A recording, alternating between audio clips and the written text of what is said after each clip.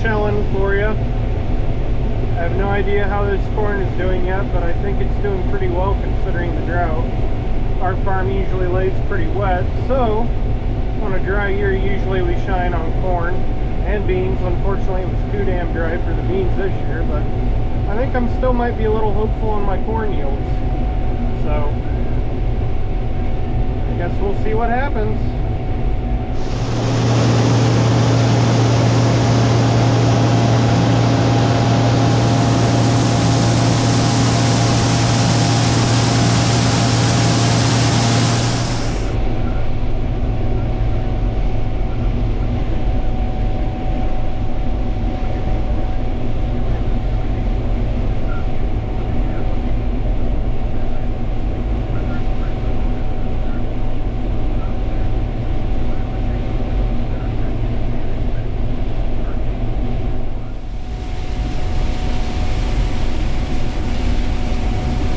Different varieties of corn in the planter. One was an experimental for the company I was working for, and the other one was one of their kind of workhorse conventional hybrids, and I think the experimental kicked its ass, honestly, but unfortunately that company's being dissolved and sold and I'm unemployed from it, and I guess that corn is not going to be available next year. So, oh well. Not how it goes. You find something you like and then it's gone. Of course, all these seed companies, even if, you know, this one's going out of business, well, not out of business, they're just, the owner died, so the wife is selling it and closing it, I should say. But it seems like with a lot of these seed companies, about the time you find something you like, they up and they have to change it and discontinue it or not offer it with the package that you want. But I don't know, we'll see. I'm mostly happy with how this corn's turning out considering the amount of rainfall we had, but our farm isn't ditched the best, so typically on a drier year I usually can grow some half-decent corn. So, well, let's get back to it.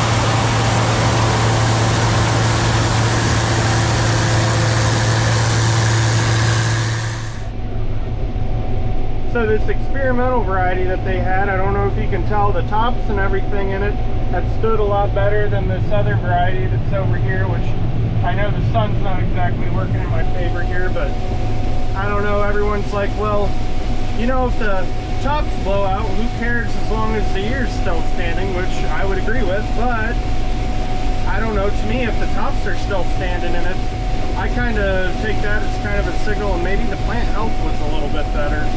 So, but overall this variety seems to be doing quite a bit better. I mean, it's tall and this stuff's, the tops are bent over on it and everything else, and you can clearly see when I get to the end of the field here, when the light is hopefully in my favor, that I can kind of show you. You drive across the end of the field and you can tell right where the two different varieties are for sure.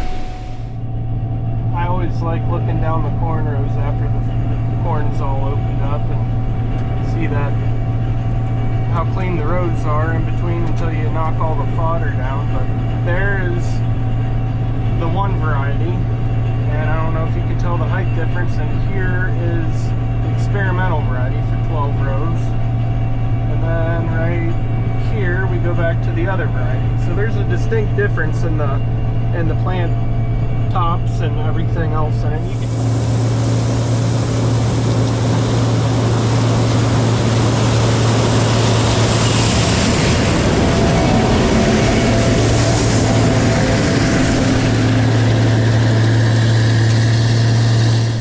Here's a good example. These 12 rows are standing really nice. Those 12 rows, the tops just aren't standing in it.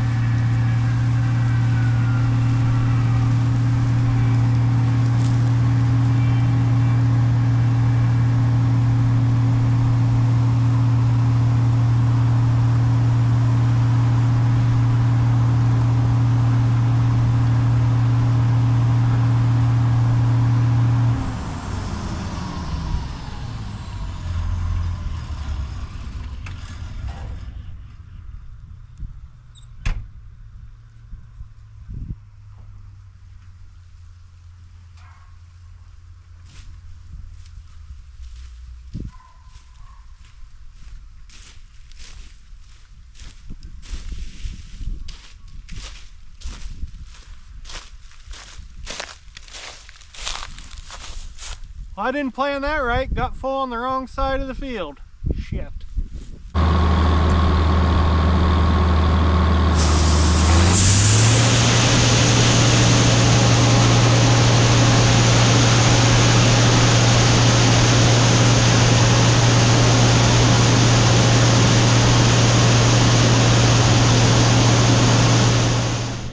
Just another day in paradise, everybody. Second flat of the year. Pretty typical, I guess. See if we can't get this bad boy fixed and haul it to town, and I will be done with corn for 23. Just so everyone knows, I did this solely for the purpose of creating YouTube content, but always remember to chock the wheels when you're jacking something up. That way it doesn't roll forward off the jack. So now I got a lot more jacking to do to get it back to where I almost had it. Well, come on, last load of the year. Almost back to where I was before it rolled off the jack. I've got it blocked now, and it's hooked onto my pickup truck. So it shouldn't go anywhere, but I am absolutely tired of jacking. I think this is the 5th time I've moved the jack, and I'm finally back under the frame and not the wagon box. And still probably need 4 or 5 more inches to be able to get the tire on. So I am tired of frickin' pumping this jack. Well, that took a hell of a lot longer than it should have. I just gotta tighten the lug nuts, hopefully. Drop it. Probably should check the air in this piece of junk tire before I put weight on it. And hope none of the other 3 blow for my last load to the elevator. Man, this has been a chore. Well, let's hope this makes it. It doesn't hardly have any tread on it. It's cracked. So does this other one. This other one I replaced. It was a nightmare, but hell, it's a junk tire too. Come on. One load, baby. Let's see what she can do. Just get me to town and get me dumped.